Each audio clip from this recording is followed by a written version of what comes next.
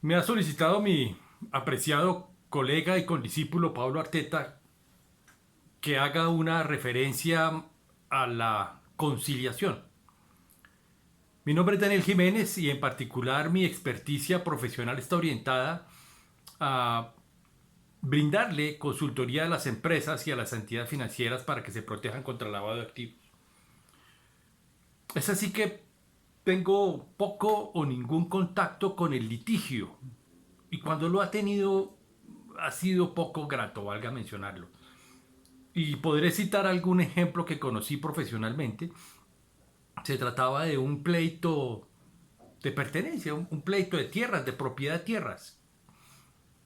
Y cuando el cliente acudió a la oficina en la que yo entonces trabajaba para que asumiéramos la defensa de sus pretensiones en aquel proceso civil, él era el dueño de las tierras y había un proceso de invasión por parte de unos terceros.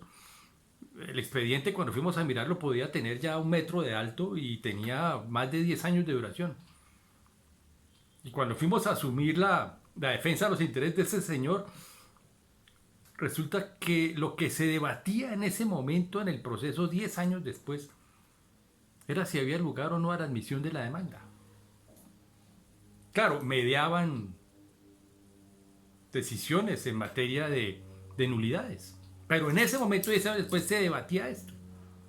Entonces uno se pregunta, ¿qué es un proceso civil?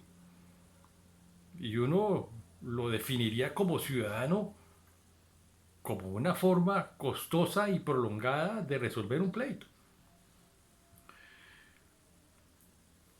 Más allá de esto, esta referencia anecdótica, quiero hacer referencia a que en el ejercicio profesional propio de mi negocio, yo me enfrento a algo muy similar.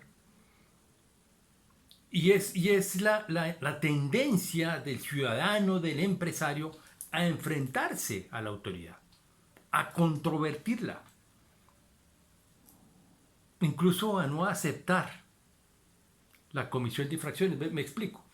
Cuando las empresas y los bancos están obligados a establecer mecanismos contra el lavado de activos, es en virtud de normas que han expedido la superintendencia, la financiera y las sociedades, para no ir más lejos. Y cuando llega un requerimiento de nuestras autoridades porque se ha encontrado que no se han cumplido determinados procedimientos y ese requerimiento puede terminar con una sanción, mi primera recomendación siempre en esos escenarios es decirle al empresario, decirle al banquero, es reconozca la falta.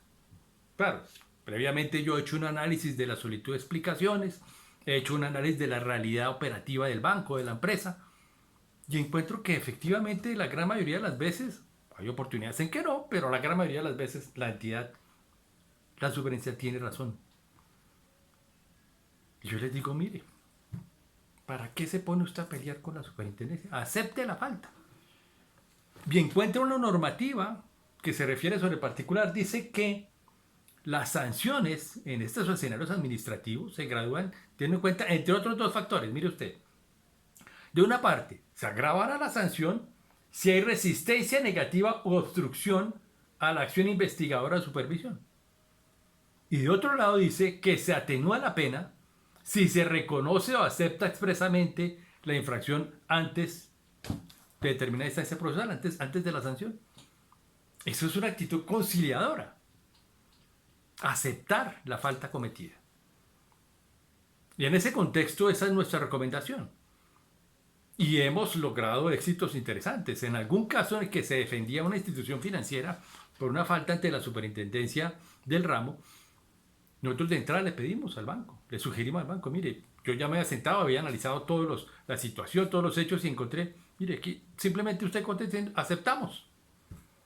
Y con una recomendación adicional, le dijimos o le dijo el representante legal a instancias de nuestra recomendación, y hacemos un plan de acción para que este tipo de cosas no vuelvan a suceder. Consecuencia, mero llamado de atención para la entidad que estábamos asesorando. Conocimos de oídas que otra entidad que estaba exactamente en el mismo problema se lanzó en pleito con la superintendencia. Sanción, multa para esa entidad. Recientemente he conocido un par de casos muy interesantes. La superintendencia financiera le impuso una multa por 500 millones de pesos a un banco porque entregó información en forma tardía e incompleta que le era requerida por la Fiscalía en desarrollo de una investigación por el delito de lavado de activos. Bueno, no fue este el único evento que generó la multa de 500 millones de pesos, pero es una de las determinantes. Nuevamente, colaboración, eso también es conciliatorio, ¿no es cierto? Tener una buena actitud con las autoridades, prestar la colaboración de forma oportuna, entregarla en la forma en que es requerida, no demorarla, entregarla completa inmediatamente. Esto es tener una actitud conciliadora. La conciliación, en mi entender, no es solamente cuando dos particulares se transan en un pleito y deciden no acudir a la jurisdicción civil, a la justicia laboral, incluso a la justicia penal, sino que se ponen de acuerdo en no ir a un pleito. Y aquí también sucede algo similar en este escenario que yo planteo. Es que es la generación de una cultura del no pleito, del no conflicto, de la resolución pacífica de las diferencias. En otro caso también, en particular de la Superintendencia de Sociedades, la Superintendencia de Sociedades hace una inspección a una empresa, entonces desarrolla una investigación por el delito de soborno transnacional. Bueno, la Superintendencia de Sociedades examina la infracción administrativa, pero en últimas, tanto es infracción como es delito de soborno transnacional. Y cuando la Superintendencia, que no puede encontrar límites a su capacidad de inspección, llega a la empresa a mirar los computadores, a recabar información acerca de las transacciones y los pagos que se hicieron en la empresa, encuentra sorprendentemente que la empresa le dice: no le entregamos información, nosotros tenemos esa información reservada que usted no puede entrar. Y la superintendencia le contesta: no, señor. Una cosa es mi investigación por la infracción de soborno transnacional, pero abro una investigación adicional contra usted por renuencia a entregarme información. Y terminé poniéndole una multa no muy cuantiosa, pero relevante, por algo más de 10 millones de pesos. Y la empresa asume que no, que tiene un derecho de reserva a su información, y la superintendencia no le acepta ningún argumento. Dice sencillamente: si yo como superintendencia encuentro información reservada que no puede ser entregada, yo la reservo. Pero lo que yo utilice para mi investigación por la infracción de soborno internacional la utilizaré en el proceso sancionatorio. No la acepta ninguna excusa. Nuevamente cae aquí la tendencia del empresario a negarse a entregar información y a argumentar citas que no corresponden al caso.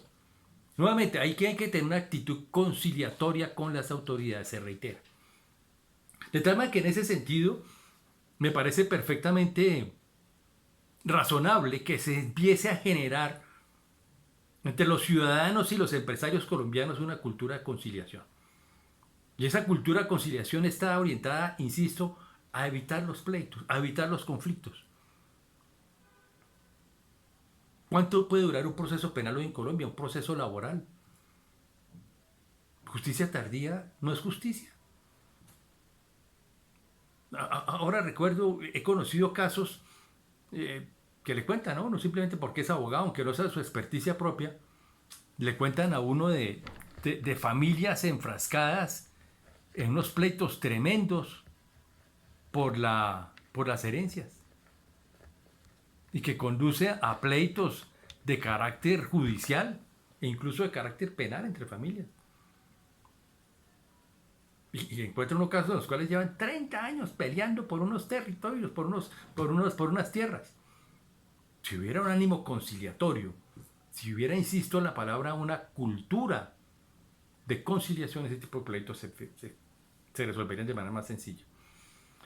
En síntesis, mi llamado es a que evidentemente empresarios y ciudadanos hagan un análisis, una reflexión, y prácticamente retiren de su argot, de su léxico, la palabra pleito, la palabra conflicto, y proponen, por darle preponderancia y hacer realidad, la palabra conciliación.